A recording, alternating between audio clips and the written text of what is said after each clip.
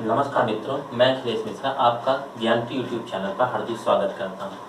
आज हम बात करेंगे रसायन विज्ञान की। रसायन विज्ञान की जब हम बात करेंगे तो इसमें हम आज स्टार्टिंग से क्लास ले रहे हैं। ये एनटीपीसी, यूपीएससी, स्टेट पीएससी सभी एग्जाम्स के लिए वेरी इंपॉर्टेंट है। केमिस्ट्री विषय ही पूरा, इससे जो प्रश्न आते हैं जैसे पूछ लिया जाता है कि रसायन विज्ञान का आधुनिक काल किस सन से प्रारंभ हुआ, रसायन विज्ञान में का जनक किसे कहा जाता है, रसायन विज्ञान को कितनी शाखाओं में बांटा गया, ऐसे सारे प्रश्न पूछ लेता है। तो हम आज इंट्रो क्लास रसायन विज्ञान की ले रहे हैं और जिसमें हम आपको इसका पूरा ऐतिहासिक पृष्ठभूमि समझाएंगे हिस्ट्री से जोड़ते हुए। बहुत ध्यान से देखिएगा, ये समस्त परीक्षागत महत्वपूर्ण होगा। रसायन विज्ञान की जब हम बात करते हैं तो पहला प्रश्न हमसे पूछता है कि who is the father of chemistry. Father of chemistry कौन है? तो यहाँ आंसर आता है लेवासियर। ये लेवासियर को फादर ऑफ केमिस्ट्री कहा जाता है। लेकिन एक बात, फादर ऑफ केमिस्ट्री न कह के यदि इन्हें फादर ऑफ मॉडर्न केमिस्ट्री कह लिया जाए तो ज्यादा उचित होगा। लेकिन यदि आपसे परीक्षा में फादर ऑफ केमिस्ट्री या फादर ऑफ मॉडर्न केमिस्ट्री पूछा जाए तो दोनों में हमारा आंसर लेवासियर या लेवासियर होगा। अब बात आती है कि केमिस्ट्री शब्द की उत्पत्ति किससे हुई, कौन सा शब्द है जो ओरिजिन है। तो इसकी जो उत्पत्ति हुई वो हुई कीमिया शब्द से, CHEMEA, जिसे हम क्या बोलेंगे, कीमिया शब्द से केमिस्ट्री शब्द की उत्पत्ति हुई। कीमिया ये शब्द किस भाषा का है, किस देश से लिया गया, तो देश है हमारा मिस्र। कौन सा देश? मिस्र है, जहां से लिया गया।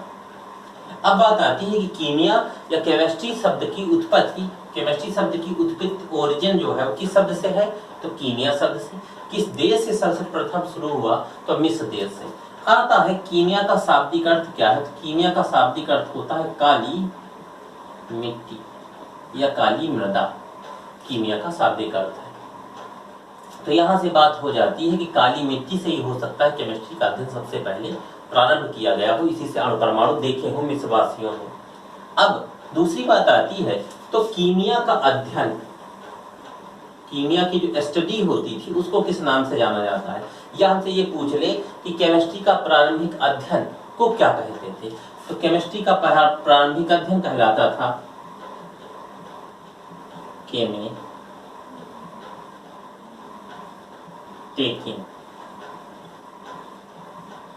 क्या कहा जाता था?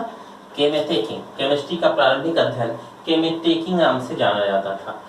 जो जब प्रारंभ में केमिस्ट्री पढ़ाई जाती थी उसको केमेटेकिंग कहते थे। यहां तक की बात चलती रही, फिर धीरे धीरे बदल करके इसे केमिस्ट्री किया गया। इतनी बात के बाद यदि हम भारतीय पृष्ठभूमि देखें, इसे हम इरेज कर देते हैं। यदि हम भारत में रसायन को देखें, भारत के वैदिक काल में रसायन की यदि हम बात करें तो हम ये पाते हैं कि भारत में जन्म जन्मांतर से वैदिक काल से केमिस्ट्री चल रही है। अगर हमने शरबत बनाया तो हम जानते हैं कि शरबत में सॉल्यूशन में सॉल्युबल मिलाया गया, विलयन में विलायक मिलाया गया, या हमने देखा पानी है तो पानी यौगिक है। हम कहते तो है नहीं कि जल लाओ तो इसमें 2H2 लाना, 2H हाइड्रोजन लाना, 1 ऑक्सीजन लाना तो जल आएगा, ऐसा तो है नहीं। केमिस्ट्री हर जगह उपस्थित होती है, हमें बताना नहीं पड़ता कि यहाँ केमिस्ट्री तो हमेशा से चल रही है। अब बात आती है जब भारत में यदि हम वैदिक इतिहास देखते हैं, वैदिक हिस्ट्री की जब हम बात करते हैं, वैदिक साहित्य में केमिस्ट्री कहाँ मिली, वैदिक साहित्य में जो केमिस्ट्री मिली वो कहाँ मिली, तो वैदिक काल में यदि हम देखें तो वैदिक काल में 2 ऐसे बिंदु है जहां हमें केमिस्ट्री मिली स्पष्ट रूप से। एक तो हमारा है ऋग्वेद जिसमें केमिस्ट्री मिली, और दूसरा है हमारा यजुर्वेद जिसमें हमें केमिस्ट्री मिली। 2 जगह ऋग्वेद और यजुर्वेद में हमें केमिस्ट्री मिली। जो ऋग्वेद है वो कहता है कि जो हमारा ब्रह्मांड बना, जो हमारा ब्रह्मांड बना वो कितनी चीजों से मिलकर बना, तो 5 चीजों से। 5 चीजों से मिलकर ब्रह्मांड की रचना हुई। 5 चीजें कौन कौन सी हैं? तो ये कहता है कि क्षिति, जल, पावक, गगन और समीर, इतनी चीजों से मिलकर के बना। क्षिति का अर्थ है पृथ्वी, अर्थ। जल, जल है वाटर। पावक का मतलब है फायर, मतलब आग। गगन का मतलब है स्काई, मतलब आकाश। और समीर का मतलब है हवा, अर्थात एयर और विंड। से मिलकर के हमारी किसकी रचना हुई? ब्रह्मांड की। कॉस्मस जो हमारा मिलके बना, वो कितनी चीजों से मिलके बना?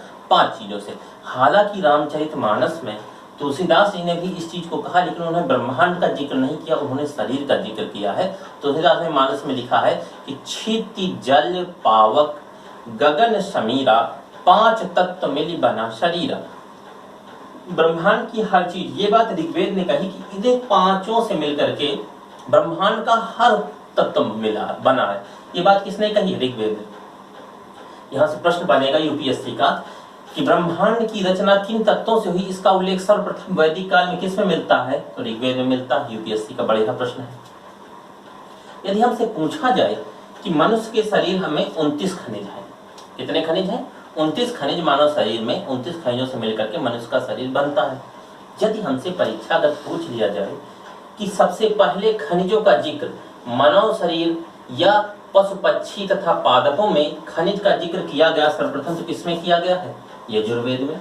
और इसमें बताया गया कि कौन कौन से खनिज हैं? तो सोना, चांदी, गोल्ड, सिल्वर, कॉपर, सीसा आदि। यजुर्वेद ये कहता है कि सोना, चांदी, तांबा, सीसा आदि बहुत से खनिज लिखे, जिनसे मिलकर के ब्रह्मांड की रचना हुई है, शरीर के निर्माण में भी सहयोगी।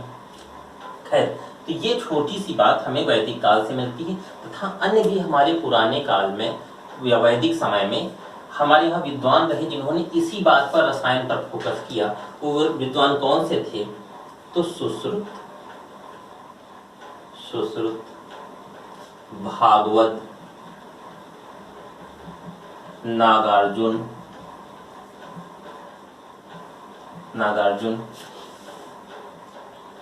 भिक्षु गोविंद,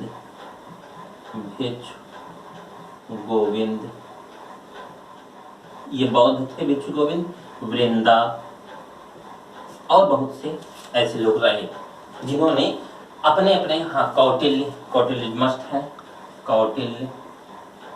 कौटिल्य तक्षशिला में प्रोफेसर हुआ करते थे, जिनका नाम चाणक्य, जिन्हें हम समझते हैं, या विष्णुगुप्त।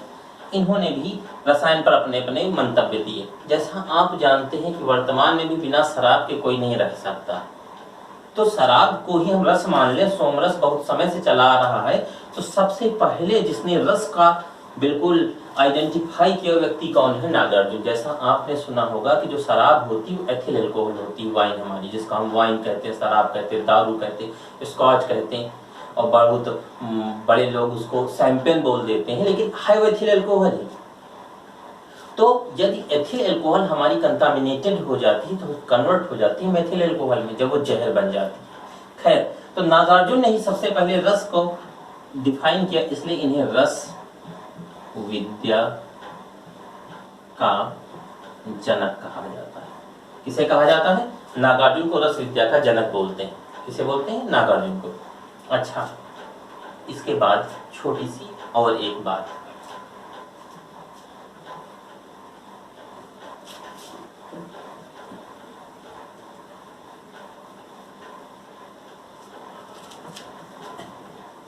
इतनी बात ये तो भारत की वैज्ञानिकों की हुई।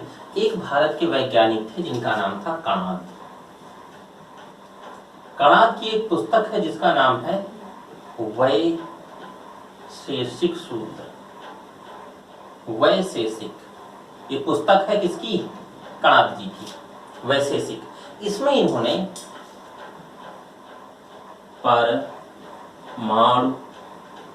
का जिक्र सर्वप्रथम किया। फर्स्ट ऑफ ऑल इसमें परमाणुवाद का जिक्र मिला तो वैशेषिक पुस्तक जो किसकी थी, कणाद की। या हमसे कहा जाए परमाणुवाद का सर्वप्रथम जिक्र करने वाले वैज्ञानिक या विद्वान या ऋषि कौन थे, तो कणाद थे जिन्होंने ये बात कही, वो भारत के थे। इनमें भी रसायन के परमाणु अणु पर इन्होंने अपना मंतव्य दिया। यदि हमसे कोई कहे कि रसायन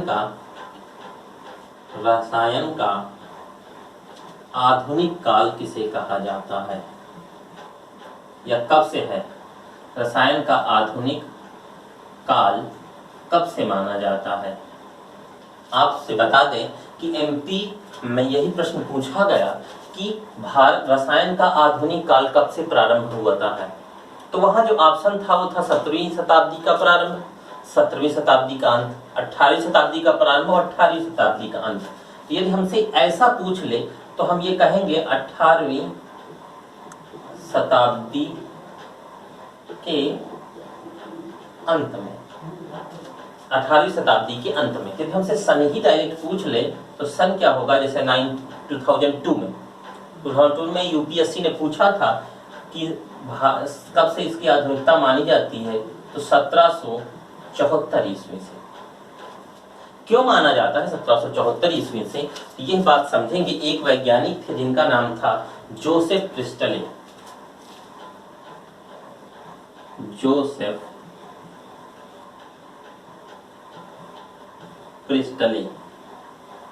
प्रिस्टले ने सर्वप्रथम ऑक्सीजन की खोज की। किसकी खोज की? ऑक्सीजन की, O2। ऑक्सीजन की सबसे पहले खोज किसने की? जोसेफ प्रिस्टले ने। तो 1774 ईस्वी में जोसेफ प्रिस्टले ने ऑक्सीजन की खोज की और इन्होंने बताया कि ऑक्सीजन होता है, लेकिन इसके आगे इसकी व्याख्या न कर सके। अब इसकी आगे की व्याख्या जो की वो की किसने? आधुनिक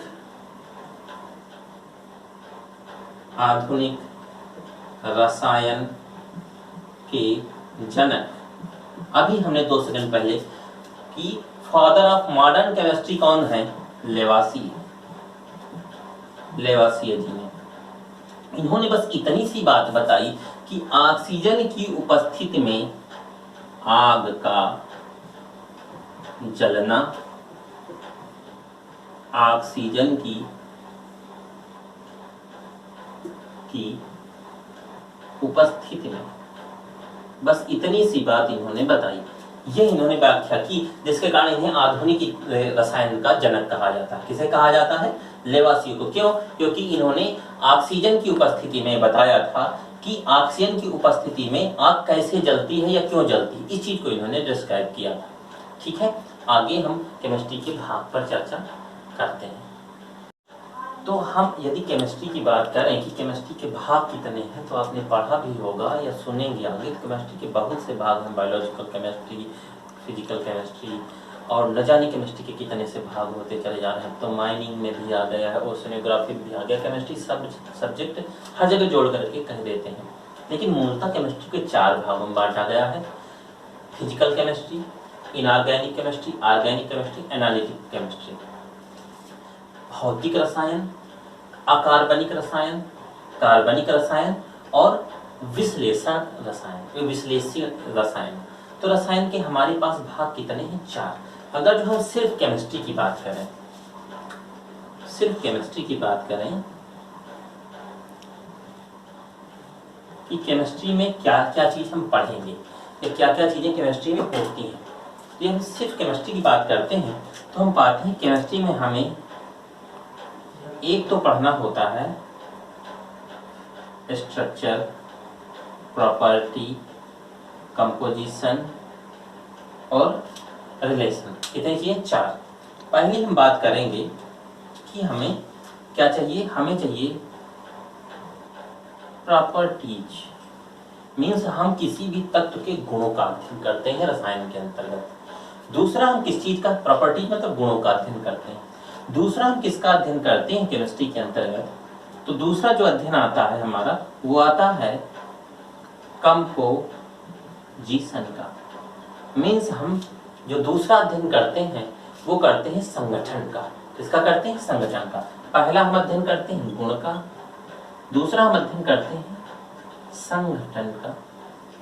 जो तीसरा है हमारे पास वो है स्ट्रक्चर। किसी तत्व, परमाणु, अणु या किसी पदार्थ, विलयन, मिश्रण या यौगिक के स्ट्रक्चर मतलब उसकी संरचना का अध्ययन करते हैं। और तीसरा होता है, तीसरा हम उसकी हम बात करते हैं म्यूचुअल रिलेशंस पर। म्यूचुअल रिलेशंस पर मीन्स उसका किसी दूसरे से जो आपसी संबंध है, या आप ये भी कह सकते हैं mutual relations among substances. Mutual relations among substances, आपसी संबंध एमंग सबस्टेंसेज, उसका किसी दूसरे पदार्थ से क्या आपसी संबंध है, इस पर। तो चार चीजों पे मुख्यतः हम केमिस्ट्री के अंतर्गत अध्ययन करते हैं। लेकिन जब हमने बांटा केमिस्ट्री को, भौतिक केमिस्ट्री जैसे हम कहते हैं, फिजिकल केमिस्ट्री के अंतर्गत क्या होगा, पहला हम उसके केमिकल रिएक्शंस पर बात करते हैं कि कौन सी उसमें रासायनिक अभिक्रियाएं होंगी। पहला पॉइंट, किस प्रकार की रासायनिक अभिक्रियाएं होती हैं उस पर चर्चा करते हैं। दूसरा रूल्स पे करते हैं कि क्या उसके नियम कानून होंगे। तीसरा है उसके प्रिंसिपल्स क्या होंगे, मीन्स सिद्धांत क्या होंगे। इनऑर्गेनिक केमिस्ट्री में आते हैं तो हम एलिमेंट्स का अध्ययन करते हैं, मीन्स तत्वों का, तथा उसके यौगिकों का अध्ययन करते हैं। किसके तहत, इनऑर्गेनिक के तहत। एक छोटी सी बात समझना, इनऑर्गेनिक अकार्बनिक रसायन है और ऑर्गेनिक कार्बनिक रसायन है। मतलब इसमें समस्त कार्बन कंपाउंड मतलब कार्बन की यौगिकों का अध्ययन होगा, लेकिन कार्बन का अध्ययन यहाँ होगा। मीन्स केवल जो सी है उसका अध्ययन केवल कहाँ होगा, इनऑर्गेनिक केमिस्ट्री में। लेकिन उसके जो यौगिक है उनका अध्ययन कहाँ होगा, इनऑर्गेनिक केमिस्ट्री में। किसे छोड़कर बाकी सबका अध्ययन होगा यहाँ पर, तो याद रखेंगे कार्बन डाइऑक्साइड, कार्बन मोनोऑक्साइड और कार्बोनेट, CO2, CO और CO3, इन तीन को छोड़कर बाकी सबका अध्ययन कार्बनिक में होता है। इन तीनों का अध्ययन यहाँ नहीं होता ऑर्गेनिक केमिस्ट्री में। कार्बन डाइऑक्साइड, कार्बन मोनोऑक्साइड और कार्बोनेट, इनका अध्ययन यहाँ पर नहीं किया जाता, मतलब है ऑर्गेनिक केमिस्ट्री में। इसके बाद आ जाते हैं हम एनालिटिकल केमिस्ट्री पर। इसमें क्या होता है, इसमें उसके आयतन का अध्ययन किया जाता है, वॉल्यूम का। उसकी पहचान की जाती है, आइडेंटिफिकेशन किया जाता है। और तीसरा है कि उसकी क्वालिटी या मात्रा को चेक किया जाता है। ये तीन प्रकार के कार्य एनालिटिकल केमिस्ट्री में होते हैं। हालांकि आपको दिखने में लग रहा होगा कि ये तो बहुत छोटे छोटे काम हैं, तो फिर इतने बड़े बड़े विषय की केमिस्ट्री क्यों कराई जाती है। अब यहाँ समझने वाली बात यह है कि जो चार हैं हमारे, इनके रूप बहुत बृहद है। इनमें हमारे पास इतने तत्व हैं, नए तत्व खोजे गए, इतने बड़ी पीरियोडिक टेबल बना खड़ी की गई, तो बहुत कुछ इसमें पढ़ना है, जो हम विधिवत आगे पढ़ते चले जाएंगे। अब इसके बाद हम जो जिक्र करेंगे वो तत्वों की करेंगे, पदार्थों करेंगे, जिसमें ठोस द्रव गैस की जिक्र होगा। आगे इसी तरह हम बढ़ते रहेंगे। ये हमारी पहली इंट्रो क्लास थी जो आपने पढ़ी, समझा कि केमिस्ट्री में कैसे क्या पढ़ना है। आगे की हम क्लास कंटिन्यू रखेंगे, तो इसे हमें ज़्यादा से ज़्यादा अन्य छात्रों तक पहुंचाने के लिए आप शेयर जरूर करें। Thanks for watching my video.